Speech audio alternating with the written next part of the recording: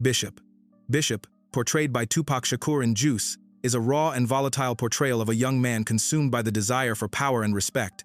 Set in early 90s Harlem, the film captures the environment of inner-city youth grappling with identity, survival, and the magnetic pull of street life. Bishop stands at the center of this storm, initially just one of 4 friends looking for meaning in their lives, but he quickly emerges as the most unstable and dangerous among them. What makes Bishop terrifying is the speed and unpredictability of his transformation. In the beginning, he's charismatic and sharp, with a strong sense of defiance. He's frustrated by the lack of control in his life, at home, on the streets, and in society. This hunger for control soon mutates into an obsession with dominance. The turning point is the group's decision to commit a robbery. For Bishop, it's more than a score, it's a chance to assert his power. When he shoots the store clerk, without hesitation, the group dynamic fractures. He becomes a self-appointed enforcer, eliminating threats, even if they come from within his own crew.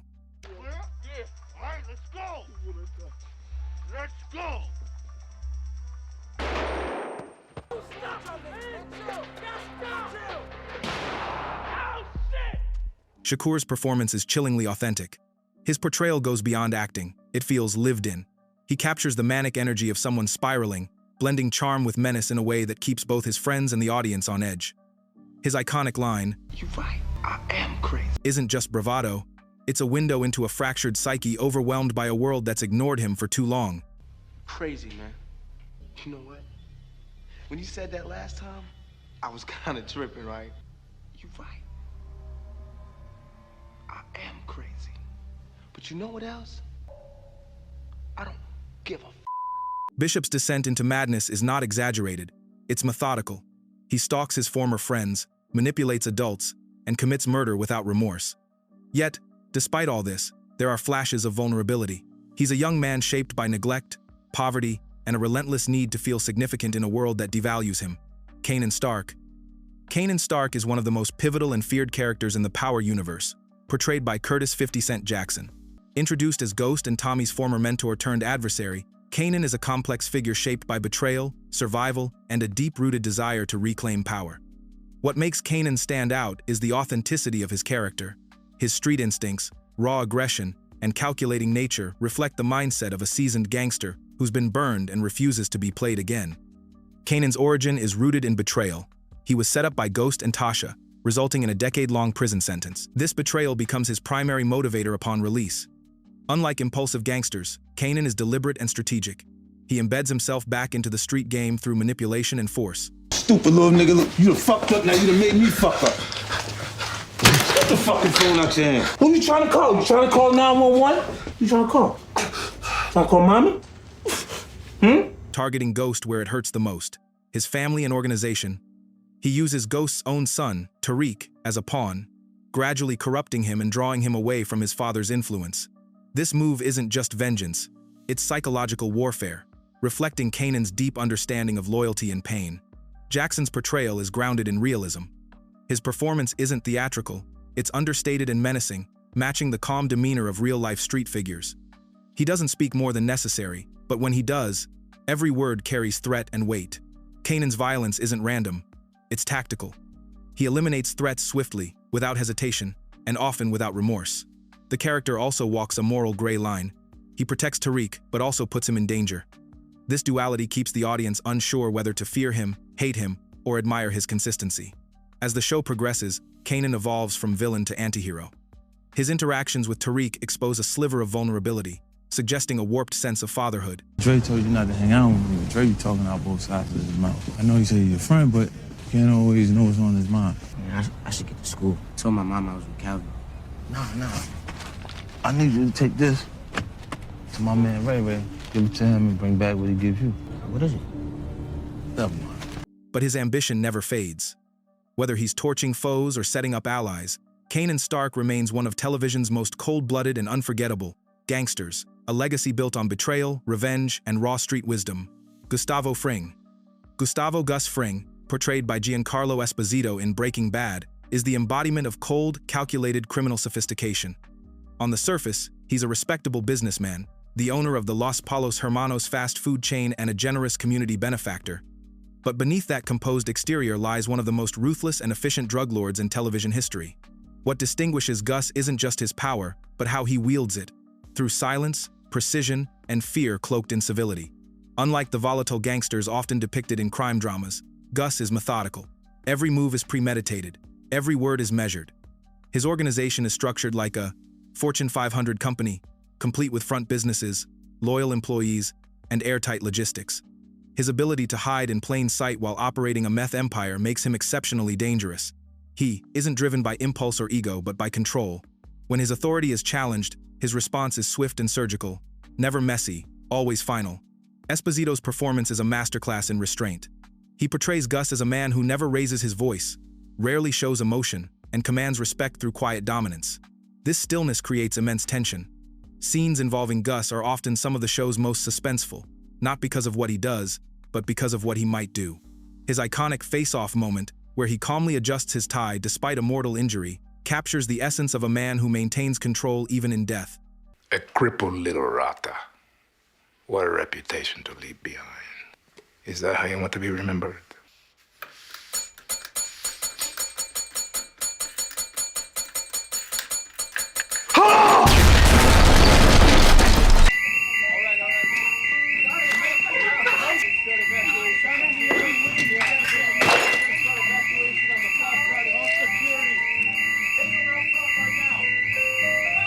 What makes Gus so compelling is the duality of his persona.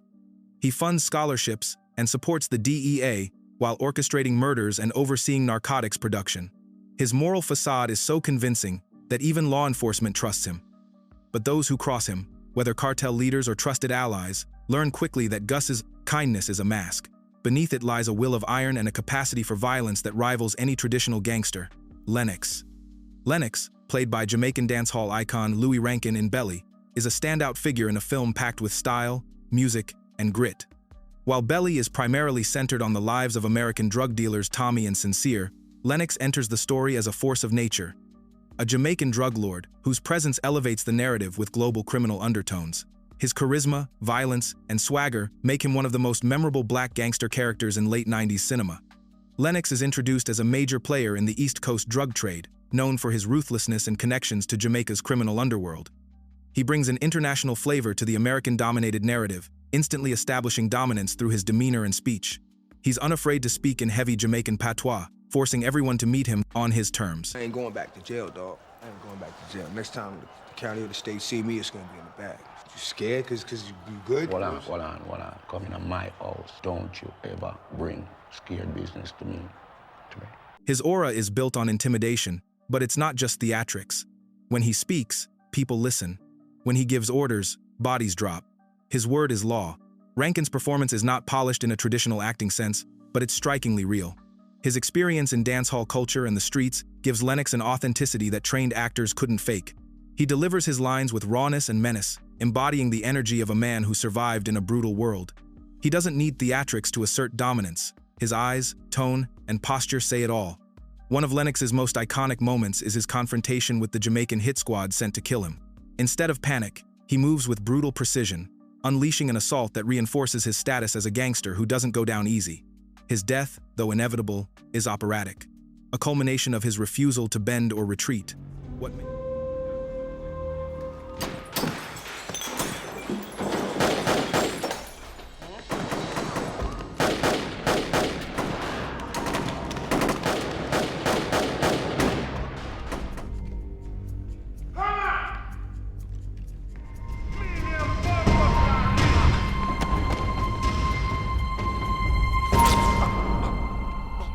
What makes Lennox iconic is his blend of Caribbean gangster mythology with street-level realism.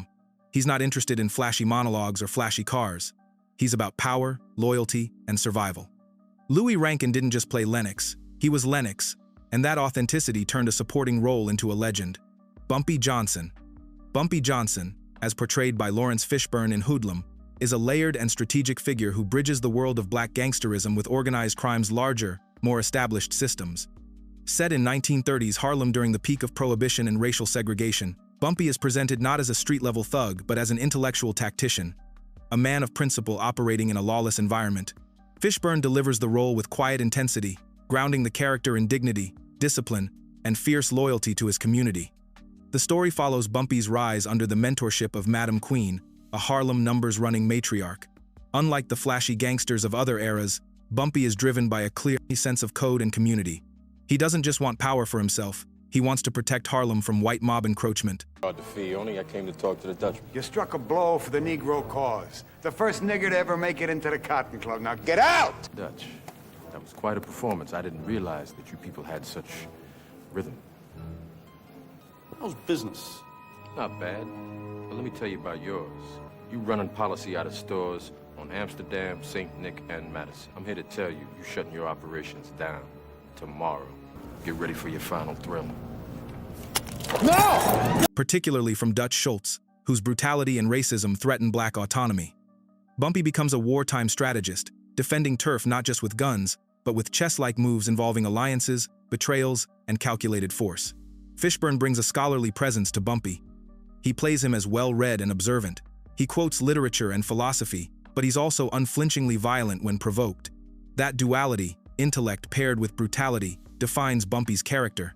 He's not bloodthirsty, but he understands the necessity of violence in a corrupt system. When he kills, it's never out of impulse. It's a statement of resolve. What elevates Bumpy as a gangster icon is his resistance to assimilation. While others bow to the Italian mafia or sell out their own people, Bumpy remains fiercely independent. He refuses to allow Harlem to be carved up without a fight. His war with Schultz isn't just about money, it's about dignity, identity, and legacy. Bumpy Johnson isn't feared because he's reckless. He's feared because he's disciplined, intelligent, and unbreakable. Melvin, played by Ving Rhames in Baby Boy, represents a distinct type of black gangster, one who has aged out of the streets but still carries the psychological and physical weight of that life. He's not a kingpin or a hustler in the traditional sense, but a former convict trying to reintegrate into a broken household. What makes Melvin such a powerful figure is his blend of maturity, menace, and the lingering instincts of a man who's seen real violence and survived it. From his first scene, Melvin exudes dominance. His physique, calm voice, and unflinching eye contact establish him as a man who doesn't need to prove anything. He's done his time and earned his fear. He moves into Yvette's house, reuniting with his former flame and colliding instantly with her son, Jody. The film isn't about turf wars or drug deals, it's about psychological territory. Melvin represents structure and control, while Jody represents immaturity and chaos. Their power struggle is personal, not criminal. Rhames plays Melvin with understated authority. He doesn't raise his voice unless he needs to. His most terrifying moment comes in silence, when he puts Jody in a headlock in the living room, not to kill him, but to assert dominance and demand respect. It's a defining scene that reveals everything. Mom. Yeah, that's right. That's right. Call for your mama. I stayed off your ass out of respect for that woman. But if it wasn't for your mama, little Jody, you know what I see when I look in your eyes? I see a scared little chocolate bitch. If we was on lockdown, I'd make you get on your knees and fix it. Melvin is still dangerous, but he chooses restraint. He's not looking for a fight, but he won't back down from one either.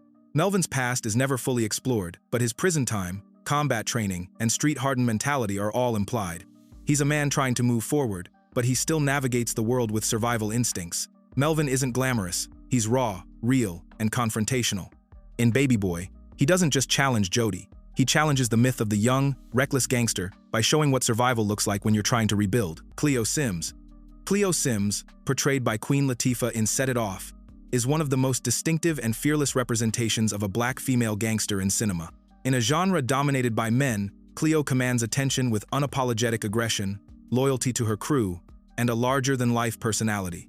Her identity as a queer woman in the 90s urban crime film landscape also sets her apart, not as a gimmick, but as an integral part of her persona, confident, masculine, and uncompromising.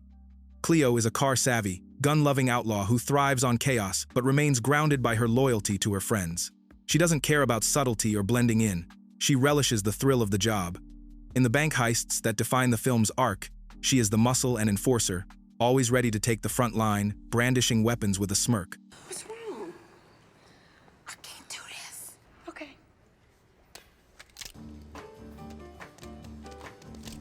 Go! Go! Okay. All right. Okay. Turn around. All of y'all, turn the fuck around. What the fuck are you looking at? Give me the money. Put up the drawer. Put that phone down. Put it down. Stay there. Come on. What are you looking at? I'm a bitch with a gun. But underneath the bravado lies a deeply loyal soul, someone willing to die for the women she loves and trusts. Queen Latifah's portrayal is electrifying. She brings intensity and humor, but also a raw authenticity that humanizes Cleo beyond her gangster archetype. The way she walks, talks, and stares down threats reflects lived experience. She doesn't play Cleo as a caricature. She builds a character that feels as tough as any male counterpart, yet emotionally tethered to her crew. One of the most iconic scenes in Set It Off is Cleo's final standoff. Cornered by police, with no way out, she lights a cigarette, blasts her stereo, and drives into gunfire, defiant to the end. It's not just a death scene, it's a statement. Cleo refuses to be taken quietly or broken by the system.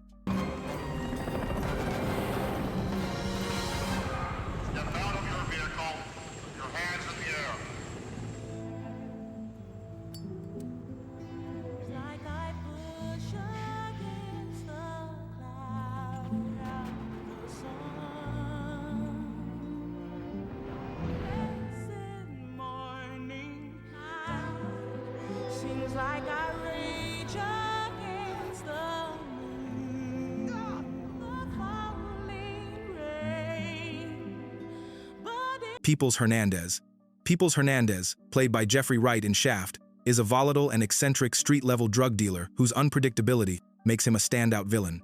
While the film pits Shaft against multiple enemies, it's Peoples who steals the spotlight with his wild energy, flamboyant style, and brutal instincts. Hernandez is the neighborhood alligator. It's all his play up here. He's got about half dozen apartments. Keeps changing the shit on us like it's a shell game. Wright's performance is a masterclass in character transformation. He disappears into the role, creating a gangster who is equal parts comical, erratic, and lethally dangerous. Peoples isn't a traditional criminal mastermind. He's impulsive, prone to outbursts, and often talks more than he should. But that doesn't make him any less lethal. His violence is swift and personal.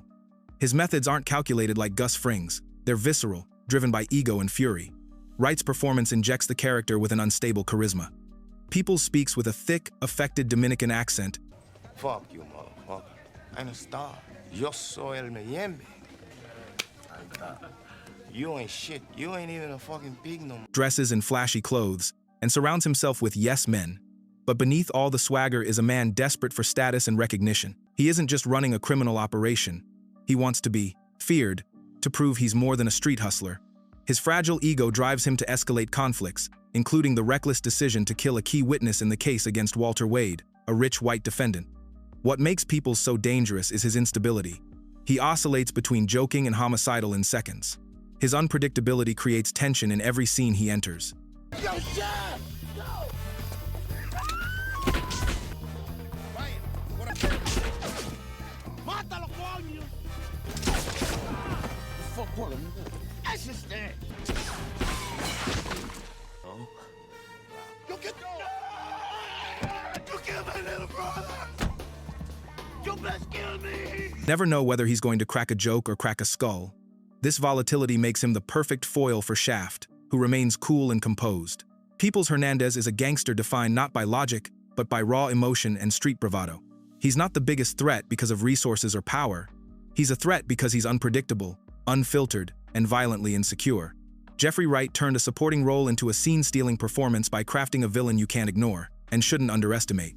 Mad Max. Paul Campbell builds Mad Max using a justification method.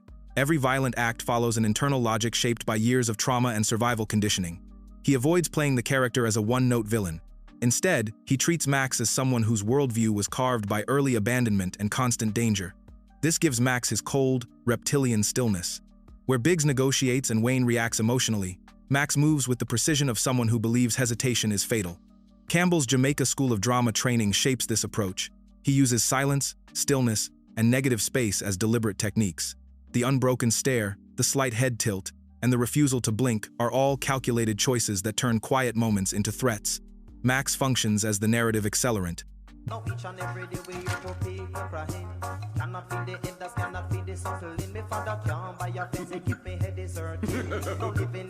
Biggs and Wayne try to manage conflict through alliances, but Max escalates situations based on his survival rule set. In the early robbery, Campbell plays him with surgical cruelty. Nothing is improvised. His deportee background intensifies this logic. Max behaves like a man who lost everything and returned to reclaim what he believes was stolen. In Miami, that mindset drives his extortion tactics. When he removes obstacles, it is never for flair, it is procedure. Campbell's parallel life as a painter influences how he composes the character physically. He arranges himself in each shot with the precision of an artist balancing a canvas. Posture, weight distribution, and the amount of stillness determine the tension. Off-screen, Campbell is known for gentleness and philanthropy, which heightens the contrast. The transformation is so complete that many viewers assume he comes from the world he portrays, a belief intensified by how naturally he embodies the silent, predatory menace that defines Mad Max. Dwayne Gittens, aka God. Dwayne Gittens, known on the streets as God, is portrayed by LL Cool J in Too Deep, and he stands as one of the most psychologically intense black gangster figures in 90s cinema. Unlike stereotypical street bosses, God elevates himself to a near-mythical status within his criminal empire. He doesn't just rule his territory, he controls it with religious fervor, expecting loyalty that borders on worship. His nickname isn't just arrogance, it's a mindset. He sees himself as judge, jury, and executioner in his world. What? So I'm like busted. She said, yeah, that motherfucker a cop, fooled everybody. Nah, you a cop, Jay? What you think? I think you know the answer to that, clown. God runs Cincinnati's drug game with iron-fisted dominance. His organization is disciplined, vast, and deeply embedded in the community. He uses terror to enforce order, meting out violence not just to enemies, but to those who question his authority. From brutal beatings to execution-style killings, God's approach is absolute. One of the film's most harrowing scenes involves him forcing a disloyal associate to choose between killing his own friend or facing death, showing God's obsession with psychological control. LL Cool J's performance is transformative. Known for his musical charisma, he completely disappears into the role of God. His physical presence is menacing, bald head, muscular frame, ice-cold stare, but it's his voice that makes the character truly unnerving. He speaks softly, even lovingly at times, before unleashing horrifying violence. That unpredictability keeps everyone around him afraid, including undercover cop Jeff Cole, who infiltrates God's empire as Jay Reed. The tension between Cole and God becomes the core of the film. As Cole goes deeper undercover, he begins to blur the lines between assignment and allegiance, mesmerized by God's control and charisma. Open your mouth. Open your mouth. Yeah. Like that, huh? Huh? Yeah. Suck on it. What you think, Jay? What you think, baby? Man, she dying slow anyway, man. Yo, there's people out here, dog. Come on. Who am I? Who am I? God, for his part, views Cole as both a protege and a threat. This psychological dance elevates the narrative beyond a simple cops and robbers story. Dwayne Gittens is the embodiment of a gangster who believes in his own legend. He doesn't just break laws, he rewrites them. LL Cool J's chilling portrayal of God shows how unchecked ego, power, and delusion can merge to create a criminal who isn't just feared, he's revered. If you like this analysis, you'll love where I go next. Click the video on your screen and find out.